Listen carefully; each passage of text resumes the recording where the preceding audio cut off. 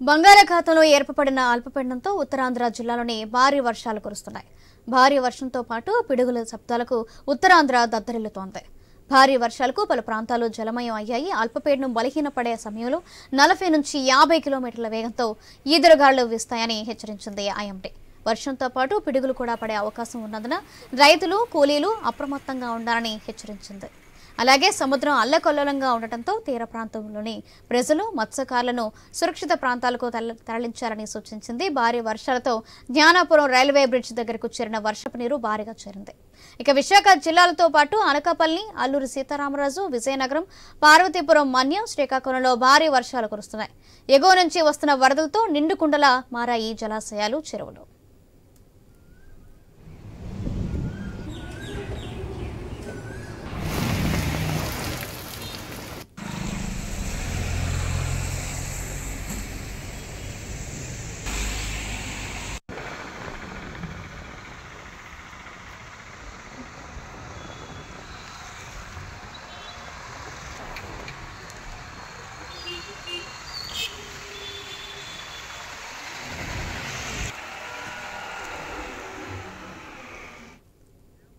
బంగాళాఖాతంలో ఏర్పడిన అల్పపీడనంతో ఉత్తరాంధ్ర జిల్లాలో భారీ వర్షాలు కురుస్తున్నాయి. భారీ వర్షంతో పాటు పిడుగులు పడే అవకాశం ఉందని ఐఎండీ తెలిపింది. దీనికి సంబంధించి మరింత సమాచారం మా ప్రతినిధి రాజు అందిస్తారు. రాజు,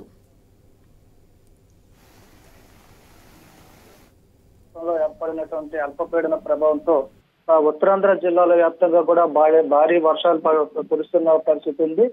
గత రాత్రి నుంచి కూడా ఎడతెరిపి లేకపోవడం విశాఖపట్నం, విజయనగరం, శ్రీకాకుళం, అనకాపల్లి, అదేవిధంగా అల్లూరి సీతారామరాజు, పార్వతీపురం, మన్యం జిల్లాల వ్యాప్తంగా కూడా భారీ వర్షాలు కురుస్తున్నాయి. మరోవైపు చూసుకుంటూ ఉరుములు, మెరుపులతో కూడా భయాందోళన కలిగిస్తున్న పరిస్థితి ఉంది. ఈ నేపథ్యంలో ప్రజల జీవన విధానం అయితే అస్తవ్యస్తంగా మారిందని చెప్పుకోవచ్చు. రోడ్ల మీద రావడానికి అయితే ప్రజలు ఇబ్బందులు పడుతున్నప్పటికీ నిత్య జీవన విధానంలో బయటికి రావాల్సిన తప్పనిసరి పరిస్థితుల్లో మోకాళ్లలోతు నీటిలో అయితే ప్రజలు నడుస్తున్న పరిస్థితి ఉంది. మరొక వాహనాల రాకపోకలకు కూడా ఇబ్బందులు ఏర్పడుతున్న పరిస్థితి ఉంది. ఇంకా లోతట్టు ప్రాంతాల్లో అయితే వరద నీరుతో ప్రజలైతే ఇబ్బందులు పడుతున్నారు. దీనికి సంబంధించి ఆయా జిల్లాల కలెక్టర్లు కూడా ఇప్పటికే అధికారులను అయితే అప్రమత్తం చేయడం జరిగింది. లోతట్టు ప్రాంతాలతో పాటు ఏవైతే మత్స్యకార గ్రామాలు ఉన్నాయో మత్స్యకార గ్రామాల్లో కూడా ఎప్పటికప్పుడు పరిస్థితిని సమీక్షిస్తున్న పరిస్థితి ఉంది. ఈ నేపథ్యంలో మత్స్యకారులు ఎవరు కూడా వేటకు వెళ్లకుండా కూడా అడ్డుకుంటూ వాళ్ళందరినీ కూడా తుఫాను షెల్టర్లకు అయితే పంపించే ఏర్పాట్లు చేస్తున్నారు. ఇక రాబోయే 2-3 రోజుల్లో కూడా ఇదే పరిస్థితి ఉండే అవకాశాలు ఉన్నట్టు వాతావరణ హెచ్చరికల కేంద్రం అయితే ఇప్పటికే ప్రకటన అయితే జారీ చేసిన నేపథ్యంలో జిల్లా యంత్రాంగం అంతా కూడా ఉత్తరాంధ్ర జిల్లాలో అధికారులందరూ కూడా అప్రమత్తం అయ్యారని చెప్పుకోవచ్చు. ముఖ్యంగా అల్లూరి సీతారామరాజు, అదేవిధంగా పార్వతీపురం, మన్యం జిల్లాలకు సంబంధించి ఉన్నటువంటి ఏజెన్సీ ప్రాంతాల్లో, కొండవాలు ప్రాంతాలు, అదేవిధంగా ఘాట్ రోడ్లలో అయితే పరిస్థితి కొంచెం భయంకరంగానే ఉందని చెప్పుకోవచ్చు. కొండ మీద నుంచి వస్తున్నటువంటి వరద నీరుతో అయితే రోడ్లు ధ్వంసం అవుతున్న పరిస్థితి. దీంతో వాహనాల రాకపోకలకు కూడా నిషేధాజ్ఞలు అయితే విధిస్తున్నారు. మరోవైపు ప్రజలెవరు కూడా అనవసరంగా రోడ్ల మీదకి రావద్దని చెప్పి అధికారులు సూచిస్తున్నారు. మరో 2 రోజుల పాటు ఉండేటువంటి వాతావరణ బీభత్సంలో ఈదురుగాలు కూడా వీచే అవకాశాలు ఉన్నాయి.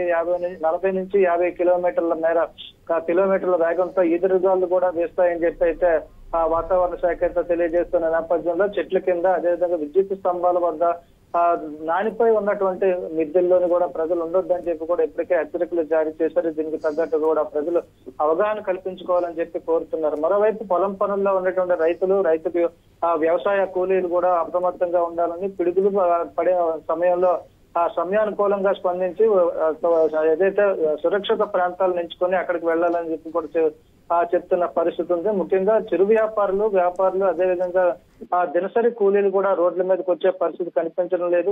దీంతో వ్యాపారుల తాలూకా జీవన విధానం కూడా ఇబ్బందులు పడుతున్నట్టుంది. వాళ్ళ ఉపాధి కూడా పోతున్న పరిస్థితి ఉంది. మరీ ముఖ్యంగా చూసుకుంటే సముద్రంలో గత 4 రోజులుగా కూడా ఉన్నటువంటి వాతావరణ పరిస్థితుల నేపథ్యంలో మత్స్యకారులు ఎవరు కూడా సముద్రంలోనికి వెళ్లే పరిస్థితి లేదు. వేట కూడా సాగించిన పరిస్థితుల్లో ఆర్థికంగా ఇబ్బందులు పడుతున్న పరిస్థితి ఉందని చెప్పి మత్స్యకారులు కూడా ఆవేదన వ్యక్తం చేస్తున్న నేపథ్యంలో మరో 2-3 రోజులు ఇదే పరిస్థితి కొనసాగే అవకాశాలు ఉన్న పరిస్థితుల్లో ప్రజలందరూ అప్రమత్తంగా ఉండాలని చెప్పి అధికారులు అయితే సూచిస్తున్నారు. రైట్, థాంక్యూ రాజు.